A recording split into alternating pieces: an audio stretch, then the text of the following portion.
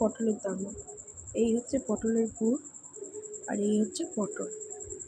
তো পটলগুলো ভেজে নিয়েছি কড়াইতে, ছাঁকা তেলে হলুদ আর নুন দিয়ে একটু ভেজে নিয়েছি পটলগুলো। আধ ভাজা করে নিয়েছি, পটলের মুখগুলো আধ ভাজা করে নিয়েছি।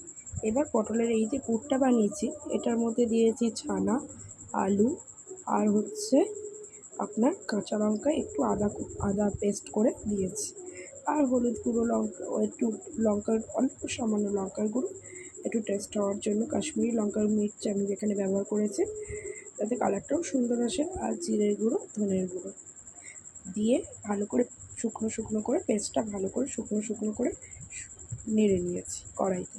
দিয়ে পুরটা এখানে নিয়ে চলে এসেছি, আর এই পটলের পুরগুলো ভরছি, পটলগুলোর মধ্যে পুরগুলো ভরছি। এই সবে একটা পটল আমি স্টার্ট করেছি, একটা পটলে আমি পুর ভরেছি, আরও এই 4টে পটল আছে, ভরে নেব।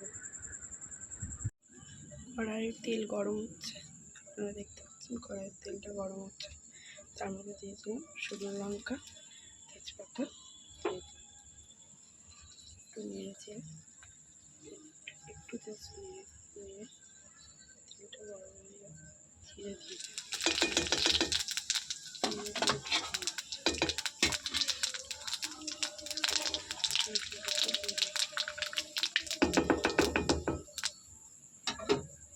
তারপরে এবারে হচ্ছে যে সর্ষে পেস্ট করে রেখেছে, সর্ষে না, পোস্ত, কাজু বাদাম, আর হচ্ছে চালমগজ, আর হচ্ছে আপনার কিশমিশ পেস্ট করে রেখেছি। তার সঙ্গে আপনারা যেরকম ঝাল খাবেন সেরকম কাঁচা লঙ্কাও দিতে পারেন, দিয়ে আস্তে করে এটা ছেড়ে দিতে হবে মশলাটা।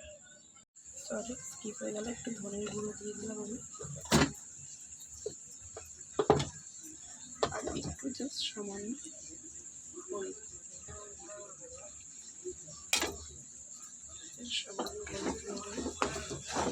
এটাকে ভালো করে কালারটা ঠিকঠাক ছেড়ে দিয়েছে, একটু ছেড়ে দিয়েছে, একটু বাদামি কালার আমার হয়ে গেছে। এবার এইটার মধ্যে একটু সামান্য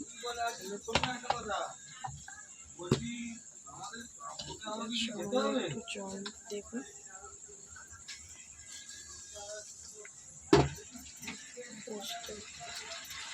মশলা কাজটা দিয়ে একটু জাস্ট জল দিয়ে দিই,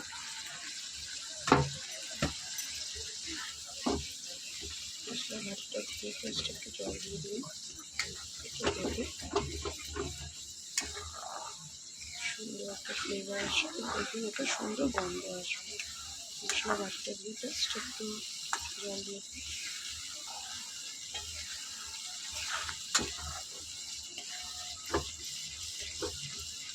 রান্নাটা হাতে করে আমার মনে হয়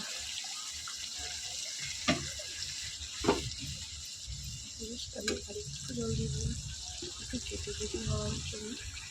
তার মধ্যে দেখুন আমার তরকারিটা পুরো কমপ্লিট হয়ে গেছে। এবার তরকারিটা নামিয়ে নেব। এবার একটা পাত্রের মধ্যে